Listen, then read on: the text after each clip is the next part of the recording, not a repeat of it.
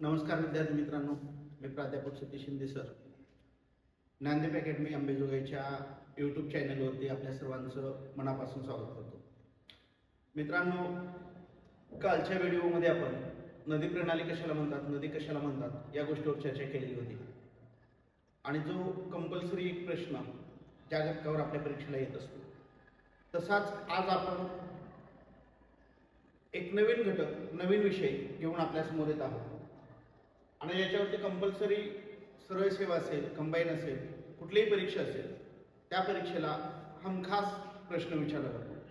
तो घटक म्हणजे कोणता आहे तर इतिहास या विषयातला, इतिहास या विषयामध्ये विशेषतः ब्रिटिश कालखंडामध्ये म्हणजे ईस्ट इंडिया कंपनीचा जो काही कालखंड आहे, त्या ईस्ट इंडिया कंपनीच्या कालखंडामध्ये असणारे जे गव्हर्नर जनरल्स आहेत, ते गव्हर्नर जनरल आणि गव्हर्नर यांच्यावरती जे प्रश्न विचारले जातात, ते प्रश्न कमी कालावधीमध्ये कशा स्वरूपात लक्षात ठेवायचे हे या ठिकाणी आपण पाहूया. साधारणतः पहा, या ठिकाणी गव्हर्नर आणि गव्हर्नर जनरल, गव्हर्नर व गव्हर्नर जनरल यांच्यावर कंपल्सरी जो परीक्षेला प्रश्न विचारला जातो, तो प्रश्न आपण केवळ एका चार्टच्या माध्यमातून क्लिअर करून घेणार आहोत, ज्याच्यावरचे प्रश्न बऱ्याच वेळेस मुलं चुकतात आणि ती चूक त्यांच्याकडून होणार नाही. ठीक आहे, तर तो घटक पहा कशा स्वरूपात आपल्याला पाहायचा आहे. तो घटक पाहून घ्या कशा स्वरूपात आपल्याला तयारी करायची याची. तर एक चार्ट बनवतो मी. एका चार्ट मधून या सगळ्या प्रश्नांची उत्तरं येतात. एका चार्ट मधून हा सगळा भाग काय होतो, कव्हर होतो. त्यामध्ये पहा, पहिल्यांदा प्रांत लिहूयात, प्रांत. त्याच्यानंतर पद लिहूयात, कुठलं पद होतं.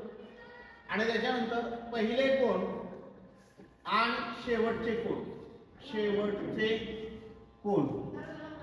पहिले आणि शेवटचे हा जो भाग आहे, या भागावर आपल्याला डिस्कस करता येईल. पहा, प्रांत होता बंगाल. प्रांत कोणता होता, बंगाल. मग या बंगाल प्रांताचे गव्हर्नर, पहिल्यांदा बंगाल प्रांतात जे पद निर्माण केलं ते पद कोणतं होतं, गव्हर्नर. मग बंगालचा पहिला गव्हर्नर हा कोण होता, तर बंगालचा पहिला गव्हर्नर रॉबर्ट क्लाइव्ह हा होता. बंगालचा पहिला गव्हर्नर कोण, रॉबर्ट क्लाइव्ह. कधी कालखंड आहे त्याचा मुलांना, तर 1757 ते 1760 आणि पुढे 1765 ते 1767 या कालावधीमध्ये बंगालचा पहिला गव्हर्नर कोण होता, रॉबर्ट क्लाइव्ह. पण पहिला जर म्हटलं तर त्याचा कालखंड सिंपल आहे, 1757 ते 1760. प्लासी विजयानंतर बंगालवर ज्यावेळेस इंग्रजांची सत्ता आली, त्यावेळेस इंग्रजांचा पहिला प्रशासकीय अधिकारी म्हणून ज्याची नेमणूक झाली तो म्हणजे कोण होता, रॉबर्ट क्लाइव्ह. आणि याच बंगालचा शेवटचा गव्हर्नर जनरल, याच्यावर देखील अनेक वेळा परीक्षेला आलेला प्रश्न आहे की बंगालचा शेवटचा गव्हर्नर जनरल कोण आहे.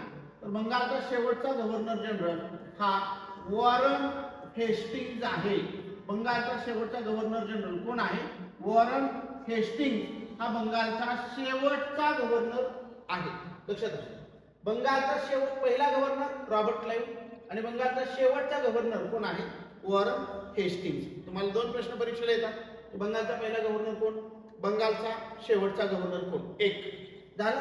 दुसरा प्रश्न याच्यावर तुम्हाला कशा स्वरूपात येतो ते पाहता की बंगाल प्रांत हा जो आहे, या बंगाल प्रांतावर सुरुवातीला ईस्ट इंडिया कंपनीचं नियंत्रण होतं. पण पुढच्या टप्प्यावर काय झालं, तर 1773 मध्ये रेग्युलेटिंग ऍक्ट पास करण्यात आला.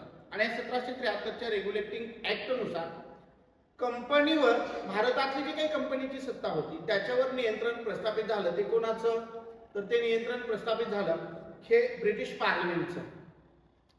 आणि मग ब्रिटिश पार्लमेंटनं हे नियंत्रण प्रस्थापित करत असताना आणखी एक महत्वाची गोष्ट, 1773च्या रेग्युलेटिंग ऍक्ट पर्यंत मुंबई प्रांत वेगळा होता, बंगाल प्रांत वेगळा, मद्रास प्रांत वेगळा. पुढच्या टप्प्यावर देखील हे प्रांत वेगवेगळेच आहेत. पण जो मुंबईचा गव्हर्नर आहे, जो बंगालचा गव्हर्नर आहे, त्या बंगालच्या गव्हर्नरचंच नियंत्रण कोणावर प्रस्थापित केलं, मुंबई आणि मद्रासच्या गव्हर्नरवरती प्रस्थापित केलं. कोणत्या कायद्याने, 1773च्या रेग्युलेटिंग ऍक्टने. आणि मग त्याच्यानंतर या पदामध्ये बदल झाला आणि ते पद काय बनलं, प्रांत किंवा प्रदेश तोच होता, त्याला बंगालचा गव्हर्नर जनरल या नावाने ओळखण्यात आलं. बंगालचा गव्हर्नर जनरल. फरक एवढाच आहे मुलांना, सुरुवातीला बंगाल गव्हर्नरचं केवळ बंगाल प्रांतावर नियंत्रण होतं, केवळ एका प्रांतावर नियंत्रण होतं. पण ज्यावेळेस तो बंगालचा गव्हर्नर जनरल बनला त्यावेळेस त्याचं नियंत्रण मुंबई आणि मद्रासच्या गव्हर्नरवरती नियंत्रण प्रस्थापित झालेलं होतं. मुंबई आणि मद्रासच्या गव्हर्नरवरती नियंत्रण कोणत्या कायद्याने? 1773च्या रेग्युलेटिंग ऍक्टने बंगालच्या गव्हर्नरचे मुंबई आणि मद्रासच्या गव्हर्नरवरती ज्यावेळेस नियंत्रण प्रस्थापित झालं त्यावेळेस त्याला बंगालचा गव्हर्नर जनरल या नावानं संबोधलं गेलं, या नावानं ओळखलं गेलं. म्हणजे त्याच्या अधिकारात इथं वाढ झालेली होती. त्याच्या कशामध्ये? अधिकारामध्ये वाढ झालेली होती. आणि मग बंगालचा पहिला जो गव्हर्नर जनरल आहे तो बंगालचा पहिला गव्हर्नर जनरल म्हणजे कोण आहे? त्याचं नाव आहे वॉरन हेस्टिंग्ज. हा बंगालचा पहिला गव्हर्नर जनरल आहे. वॉरन हेस्टिंग्ज हा बंगालचा पहिला गव्हर्नर असलेला सांगता येतो, गव्हर्नर जनरल असलेला सांगता येतो. आणि बंगालचा शेवटचा गव्हर्नर जनरल हा कोण होता? तर त्याचं नाव होतं Lord William Bentinck. Lord William Bentinck हा बंगालचा लॉर्ड विल्यम बेंटिक हा बंगालचा शेवटचा गव्हर्नर जनरल होता. बघा आता पुढे काय झालं, जसं मी अगोदर सांगितलं की 1773च्या रेग्युलेटिंग ऍक्टने बंगालचा गव्हर्नर हा बंगालचा गव्हर्नर जनरल बनला. तसंच पुढच्या टप्प्यावर काय झालं की केवळ बंगालच नाही, उत्तर भारतच नाही, तर जवळपास 1818 मध्ये मराठा सत्तेचा शेवट झाला. आणि या मराठा सत्तेच्या शेवटानंतर भारतातला सगळ्यात जास्त भौगोलिक प्रदेश कोणाच्या नियंत्रणाखाली आला? इंग्रजांच्या नियंत्रणाखाली आला. 1813चा जो चार्टर ऍक्ट होता तोपर्यंत भारताचा जो काही भौगोलिक प्रदेश होता त्याला ब्रिटिश प्रांत या नावानं ओळखलं जात नव्हतं. पण 1813च्या चार्टर ऍक्टने जो इंग्रजांनी जिंकून घेतलेला प्रदेश होता त्याला ब्रिटिश प्रांत म्हणून ओळखले जाऊ लागले. आणि मग पुढच्या टप्प्यावरती काय झालं तर 1833च्या चार्टर ऍक्टनुसार जो बंगालचा गव्हर्नर जनरल होता याच्या नावात बदल केला आणि तो बंगालच्या गव्हर्नर जनरल ऐवजी काय बनला तर भारताचा गव्हर्नर जनरल बनला. भारताचा गव्हर्नर जनरल कोणत्या कायद्याने बनलेला आहे तो भारताचा गव्हर्नर जनरल? तर तो कायदा आहे कधीचा तर 1833चा चार्टर ऍक्ट. या 1833च्या चार्टर ऍक्टनुसार जो पूर्वी बंगालचा गव्हर्नर जनरल होता त्याच पदावर नवीन व्यक्ती नियुक्त केला, त्याचं नाव आलं ते म्हणजे भारताचा गव्हर्नर जनरल. हे पद नव्याने निर्माण केलेलं होतं. मग भारताचा गव्हर्नर जनरल कोण आहे तर भारताचा पहिला गव्हर्नर जनरल जो इथं शेवटचा आहे ना तोच इथं पहिला येतो, कारण का कायदा त्याच्याच कालावधीमध्ये झालेला होता. आणि त्या व्यक्तीचं नाव होतं Lord William Bentinck. Lord William Bentinck हाच भारताचा पहिला गव्हर्नर जनरल बनलेला आहे. भारताचा पहिला गव्हर्नर जनरल कोण आहे तर लॉर्ड विल्यम बेंटिक हा भारताचा पहिला गव्हर्नर जनरल आहे. इथं लक्षात असू द्या. त्याच्यानंतर हा भारताचा पहिला झाला. मग भारताचा शेवटचा गव्हर्नर जनरल कोण आहे तर भारताचा शेवटचा गव्हर्नर जनरल ज्याचं नाव आहे तो म्हणजे कोण आहे तर लॉर्ड कॅनिंग. हा भारताचा शेवटचा गव्हर्नर जनरल असलेला सांगता येतो. त्याचं कारण काय तर 1857चा उठाव झाला आणि या 1857च्या उठावानंतर भारतात असणारी ईस्ट इंडिया कंपनीची सत्ता संपुष्टात आली. 1 नोव्हेंबर 1858ला राणीने जाहीरनामा काढला आणि राणीच्या जाहीरनाम्यानुसार भारतातील ईस्ट इंडिया कंपनीची सत्ता काय झाली संपुष्टात आली. आणि मग त्याच्यानंतर भारतावर सत्ता कोणाची आली तर राणीची सत्ता प्रस्थापित झाली. आणि मग राणीची सत्ता प्रस्थापित झाल्याच्या नंतर जो भारताचा गव्हर्नर जनरल होता त्याला आता एका वेगळ्या नावाने ओळखण्यात येऊ लागलं, त्याला म्हणण्यात येऊ लागलं ते म्हणजे काय तर तोच व्यक्ती हा भारताचा व्हाईसरॉय हा राणीचा प्रतिनिधी होता. इथपर्यंत जर तुम्ही लक्षात घेतलात की गव्हर्नर जनरल असेल बंगालचा आणि भारताचा गव्हर्नर जनरल हे भारतामध्ये कोणाचं प्रतिनिधित्व करत होते तर हे भारतामध्ये ईस्ट इंडिया कंपनीचं प्रतिनिधित्व करत होते. कोणाचं प्रतिनिधित्व? ईस्ट इंडिया कंपनीचं प्रतिनिधित्व. पण 1857च्या उठावानंतर ईस्ट इंडिया कंपनीची भारतातली सत्ता जेव्हा संपुष्टात आली त्यावेळेला राणीची सत्ता भारतात प्रस्थापित झाली आणि मग राणीचा जो भारताचा प्रतिनिधी होता त्याला भारताचा काय म्हणून ओळखण्यात येऊ लागलं तर भारताचा व्हाईसरॉय या नावानं ओळखण्यात येऊ लागलं. मग भारताचा पहिला व्हाईसरॉय म्हणून त्याचा उल्लेख केला जातो तो कोण आहे भारताचा पहिला व्हाईसरॉय म्हणजे लॉर्ड कॅनिंग. हा भारताचा पहिला व्हाईसरॉय असलेला आपल्याला सांगता येतो. आणि मग त्याच्यानंतर भारताचा शेवटचा व्हाईसरॉय कोण आहे, तर भारताचा शेवटचा व्हाईसरॉय लॉर्ड माउंट बॅटन असलेला सांगता येतो. जो भारताचा शेवटचा व्हाईसरॉय असलेला सांगता येतो माउंट बॅटन, त्याचं नाव आहे लॉर्ड माउंट बॅटन. हा भारताचा Lord Mountbatten, Lord Mountbatten, Lord Mountbatten हा भारताचा शेवटचा व्हाईसरॉय आहे. त्याचं कारण देण्यात येतं की 18 जुलै 1947 ला, तारीख किती आहे 18 जुलै 1947 ला भारतीय स्वातंत्र्याचा कायदा पास केला. आणि या भारतीय स्वातंत्र्य कायद्यानुसार भारतातली 15 ऑगस्ट 1900 कधी तर 15 ऑगस्ट 1947 ला राणीची सत्ता संपुष्टात आली आणि तिथं भारतीय सत्ता प्रस्थापित झाली. आणि मग भारतातला जो राणीचा प्रतिनिधी होता व्हाईसरॉय, हे पद देखील याच कायद्यानं 15 ऑगस्ट 1947 ला संपुष्टात आला. आणि मग हा लॉर्ड माउंट बॅटन हा भारताचा शेवटचा व्हाईसरॉय बनलेला होता किंवा शेवटचा व्हाईसरॉय म्हणून त्याने काय केलेलं होतं, रिझाईन केलेलं होतं कधी 15 ऑगस्ट 1947 ला. आणि मग त्याच्यानंतर काय झालं की बघा इथे हे 4 प्रश्न आहेत नेहमीचे. एक, बंगालचा गव्हर्नर पहिला रॉबर्ट क्लाइव्ह, शेवटचा वॉरेन हेस्टिंग्ज. बंगालचा governor general Warren Hastings, lord William Bentinck. भारताचा governor general lord William Bentinck पहिला, शेवटचा लॉर्ड कॅनिंग आहे. आणि भारताचा व्हाईसरॉय पहिला कोण आहे, लॉर्ड कॅनिंग. आणि शेवटचा कोण आहे, माउंट बॅटन. पण त्याच्यानंतर लगेच भारतामध्ये संघराज्य व्यवस्था निर्माण करण्यात आली का, किंवा भारताचं संविधान अंमलात आलेलं होतं का, नाही. त्यामुळं भारतातील सत्तेचं विभाजन सुरू होतं. 14 ऑगस्ट 1947 ला पाकिस्तानची निर्मिती झालेली होती. आणि मग विभाजनाचं हे जे काही काम होतं ते माउंट बॅटनवरच सोडलेलं होतं. त्यामुळं स्वातंत्र्य भारताचा त्या ठिकाणी नवीन पद निर्माण केलं. ते म्हणजे कोणतं आहे, तर स्वातंत्र्य भारताचा गव्हर्नर जनरल हे पद निर्माण केलं.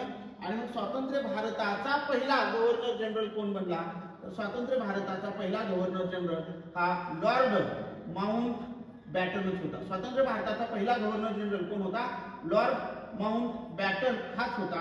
आणि स्वातंत्र्य भारताचा शेवटचा गव्हर्नर जनरल जर कोण राहिला असेल तर स्वातंत्र्य भारताचे शेवटचे गव्हर्नर जनरल म्हणजे कोण होते, सी राजगोपालचारी.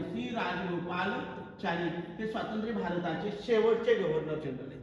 तुम्हाला अनेक वेळा परीक्षेला आलेला प्रश्न आहे की स्वातंत्र्य भारताचा पहिला governor general Lord Mountbatten, स्वातंत्र्य भारताचे शेवटचे गव्हर्नर जनरल सी राजगोपालचारी. आणि एखाद्या वेळेस परीक्षेला असा प्रश्न येईल तुम्हाला किंवा आलेला आहे तो की स्वातंत्र्य भारताचे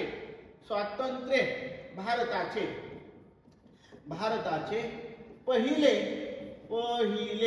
भारतीय गव्हर्नर जनरल कोण आहेत, स्वातंत्र्य भारताचे पहिले भारतीय गव्हर्नर जनरल कोण आहेत. या प्रश्नाचं उत्तर आहे पुराणो, या प्रश्नाचं उत्तर येतं सी राजगोपालचारी. कारण हे भारतीय आहे आणि माउंट बॅटन हा भारतीय आहे का, नाही, ब्रिटिश आहे. त्यामुळे स्वातंत्र्य भारताचे पहिले भारतीय गव्हर्नर जनरल हे सी राजगोपालचारी हे असलेले आपल्याला सांगता येतात. म्हणजे परीक्षेला ज्यावेळेस तुम्ही पाहता की ज्याच्यावर प्रश्न विचारतात ते प्रश्न कोणते आहेत, त्यामध्ये मी सांगितलेलं आहे की बंगालचा गव्हर्नर जनरल, भारताचा गव्हर्नर जनरल, भारताचा व्हाईसरॉय आणि स्वातंत्र्य भारताचे गव्हर्नर जनरल या तत्वावर कंपल्सरी परीक्षेला प्रश्न असतात. मग त्या ठिकाणी तुम्हाला सांगता आलं पाहिजे की बंगालचा पहिला आणि शेवटचा हे 2 घटक महत्त्वाचे आहेत. एक तर इथं प्रश्न विचारला जातो की पहिला कोण, शेवटचा कोण. नसेल तर हे जे बदल आहेत ना, या बदलावर परीक्षेला प्रश्न विचारले. बदलावर परीक्षेला काय प्रश्न असतात की कोणत्या कायद्यानुसार हे बदल झाले, तर कोणत्या कायद्याने हे चेंजेस झालेत, हे बदल झालेत, ते बदल त्या संदर्भात या ठिकाणी आपण चर्चा करूया. तर हा जो बदल झालेला आहे कोणत्या कायद्याने झालेला आहे तो कायदा आपल्याला या ठिकाणी पाहता येतो. तर तो कायदा म्हणजे कोणता आहे बघा. पहिल्यांदा मी काय सांगितलं की बंगालचा गव्हर्नर हा कोणत्या कायद्याने गव्हर्नर जनरल बनला. बंगालचा गव्हर्नर हा 1773 च्या रेग्युलेटिंग ऍक्ट नुसार, बंगालचा गव्हर्नर 1773 च्या रेग्युलेटिंग ऍक्ट नुसार बंगालचा काय बनला, बंगालचा गव्हर्नर जनरल बनला. आता बंगालचा गव्हर्नर जनरल बनला त्यावेळेस याच्या अधिकारामध्ये काय झालेली होती, त्यावेळेस याच्या अधिकारात वाढ झालेली होती. त्याच्या अधिकारात काय झाली, वाढ. आणि बंगालच्या गव्हर्नरचं केवळ बंगालवर नियंत्रण प्रस्थापित होतं. मात्र या गव्हर्नर जनरलचं मी अगोदर सांगितल्याप्रमाणे बंगालच्या गव्हर्नर जनरलचं मुंबई आणि मद्रास या प्रांतातील जे काही गव्हर्नर आहेत त्या गव्हर्नरवरती त्यांचं नियंत्रण प्रस्थापित झालेलं होतं. मग तुम्हाला अनेक वेळा परीक्षेला प्रश्न आलेले की कोणत्या कायद्याने मुंबई आणि मद्रास गव्हर्नरवरती बंगालच्या गव्हर्नरचं नियंत्रण प्रस्थापित झालं. कायदा आहे 1773 चा रेग्युलेटिंग ऍक्ट. आणि याच कायद्यानं बंगालचा गव्हर्नर बंगालचा गव्हर्नर जनरल बनला. एक दुसरा जो प्रश्न आहे की हा जो बंगालचा गव्हर्नर आहे बंगालचा गव्हर्नर जनरल याच्यात बदल कधी झाला. तुम्ही जर पाहिलं की बंगालचा गव्हर्नर जनरल बघा, बंगालचा गव्हर्नर जनरल कोणत्या कायद्याने, बंगालचा गव्हर्नर जनरल कोणत्या कायद्याने, बंगालचा गव्हर्नर जनरल कोणत्या कायद्याने भारताचा गव्हर्नर जनरल बनला. भारताचा गव्हर्नर जनरल बनला. कायदा परीक्षेला आलेले पूर्ण की बंगालचा गव्हर्नर जनरल कोणत्या कायद्याने भारताचा गव्हर्नर जनरल बनला. कायदा आहे त्यासाठीचा 1833 चा चार्टर ऍक्ट. 1833 च्या चार्टर ऍक्ट नुसार बंगालचा गव्हर्नर हा भारताचा गव्हर्नर जनरल बनला. मी जसं सांगितलं की बंगालचा गव्हर्नर हा गव्हर्नर जनरल बनला त्यावेळेस त्याच्या अधिकारात वाढ झाली. साहजिकच आहे की इथं देखील त्याच्या अधिकारात वाढ झाली. आणि आता भारताच्या गव्हर्नर जनरलचं नियंत्रण भारतातला जेवढा काही ब्रिटिश प्रदेश होता त्या सर्व ब्रिटिश प्रदेशावर याचं नियंत्रण आलं. म्हणजे याच्या अधिकारात वाढ झाली आणि भारताच्या गव्हर्नर जनरलचं भारतातील सर्व ब्रिटिश प्रांतांवर काय झालं, ब्रिटिश प्रांतांवर नियंत्रण प्रस्थापित झालं. त्याच्या अधिकारात वाढ झालेली, प्रत्येक स्टेपवरती त्या अधिकारात काय झालेले वाढ झालेली आहे असं आपल्याला सांगता येतं. पुढे जर आपण पाहिलं तर पुढचा चेंजेस काय सांगतो येतो की हा जो भारताचा गव्हर्नर जनरल आहे, हा भारताचा गव्हर्नर जनरल याच्या पदामध्ये बदल झालेला आहे. भारताचा गव्हर्नर जनरल हा पुढे कोण बनणार आहे, हाच पुढे भारताचा काय बनलेला आहे, व्हाईस रॉय बनलेला आहे. हाच पुढे भारताचा कोण बनलेले, व्हाईस रॉय बनलेले. आणि मग हा भारताचा गव्हर्नर जनरल कोणत्या कायद्याने भारताचा व्हाईस रॉय बनलेला आहे, तर कायदा कोणता आहे, तर त्यासाठीचा कायदा आहे 1 नोव्हेंबर 1858 रोजी जो जाहीर झालेला होता. तो म्हणजे काय, तर 1858 रोजीचा राणीचा जाहीरनामा जो जाहीर करण्यात आलेला होता. तो जाहीरनामा म्हणजे कोणाचा होता, राणीचा जाहीरनामा. राणीचा जाहीरनामा यानुसार, राणीच्या जाहीरनाम्यानुसार काय झालेलं होतं, तर भारताचा गव्हर्नर जनरल हा भारताचा व्हाईसरॉय बनला. आता इथं बदल काय झालेला होता पहा. याच कायद्याचं वैशिष्ट्य सांगता येतं की 1 नोव्हेंबर 1858 चा जो राणीचा जाहीरनामा आहे, ज्याला काय नाव म्हटलं जातं, याला भारत सुशासन कायदा असं म्हटलं जातं. आणि या भारत सुशासन कायद्यानुसार झालेला बदल होता पोरांनो. तो म्हणजे काय, तर भारत सुशासन कायद्यानुसार भारतातली ईस्ट इंडिया कंपनीची सत्ता काय झाली, ईस्ट इंडिया कंपनीची सत्ता या ठिकाणी संपुष्टात आली. आणि त्याच्या ऐवजी भारतावर सत्ता आली. ती म्हणजे कोणाची, तर भारतावर सत्ता आली ती म्हणजे राणीची सत्ता भारतात प्रस्थापित झालेली होती. कोणाची सत्ता भारतात प्रस्थापित झाली, राणीची सत्ता भारतात प्रस्थापित झालेली होती. आणि या कायद्यानुसार मग राणीचा भारतातला प्रतिनिधी म्हणून कोणाची नियुक्ती केली, राणीचा भारतातला प्रतिनिधी म्हणून ज्याची नियुक्ती केली ती व्यक्ती म्हणजे कोण आहे, ती व्यक्ती म्हणजे भारताचा व्हाईस रॉय हा आहे. लक्षात असू, तो व्यक्ती म्हणजे भारताचा व्हाईस रॉय. आणि भारताचा पहिला व्हाईस रॉय कोण बनला, त्या व्यक्तीचं नाव आहे लॉर्ड कॅनिंग. हा भारताचा पहिला व्हाईस रॉय बनला असं आपल्याला सांगता येतं. त्याच्यानंतर हा जो व्हाईस रॉय आहे हे पद कधी नष्ट झालं, तर भारताचा व्हाईस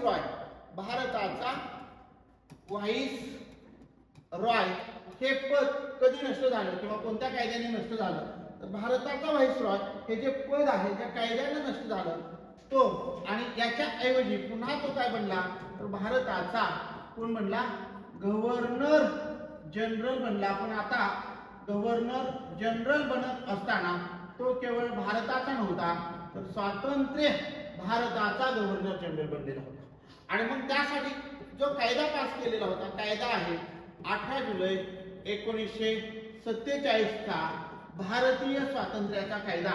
भारतीय स्वातंत्र्याचा कायदा, ज्या कायद्यामध्ये तरतूद केलेली होती, भारतीय स्वातंत्र्याचा कायदा, या कायद्यात तरतूद केलेली होती की 14 ऑगस्ट 1947 रोजी कशाची निर्मिती केली जाईल, पाकिस्तानची निर्मिती केली जाईल. आणि 15 ऑगस्ट 1947 रोजी भारताला काय देण्यात येईल, भारताला स्वातंत्र्य देण्यात येईल. आणि भारताला स्वातंत्र्य दिल्याच्या नंतर भारतावरची असणारी ब्रिटिश सत्ता संपुष्टात येईल. आणि त्या सत्तेनंतर राणीचा जो प्रतिनिधी आहे व्हाईसरॉय, हे पद देखील काय होईल, नष्ट होईल, ते पद देखील रद्द होईल. आणि मग 18 जुलै 1947 च्या कायद्यानुसार हा राणीचा जो प्रतिनिधी व्हाईसरॉय होता ते पद नष्ट झालं. आणि मग ते पद नष्ट झाल्याच्या नंतर स्वातंत्र्य भारताचा गव्हर्नर जनरल हे पद काय करण्यात आलेलं आहे, निर्माण करण्यात आलेलं आहे. आणि मग स्वातंत्र्य भारताचा पहिला गव्हर्नर जनरल म्हणून कोण काम केलेलं होतं, तर त्या व्यक्तीचं नाव आहे लॉर्ड माउंटबॅटन. याने लॉर्ड माउंटबॅटन हा स्वातंत्र्य भारताचा पहिला गव्हर्नर जनरल होता. आणि जो मार्च 1948 पर्यंत तो भारतात होता. मार्च 1948 ला तो भारत सोडून गेला आणि त्याच्या जागेवर आले ते सी राजगोपालचारी, हे पहिले भारतीय व्यक्ती होते जे स्वातंत्र्य भारताचे पहिले गव्हर्नर जनरल बनलेले आहेत. हे सगळे प्रश्न आपल्या परीक्षेला वारंवार आलेले आहेत. या सगळ्या गोष्टी तुमच्या या ठिकाणी क्लिअर झालेल्या असतील. या व्हिडिओ मधून तुमचा 1 मार्क निश्चित वाढेल, यामध्ये कोणतेही दुमत नाही. व्हिडिओ आवडला असेल तर आमच्या YouTube चॅनलला सबस्क्राईब करा, व्हिडिओला लाईक करा. धन्यवाद.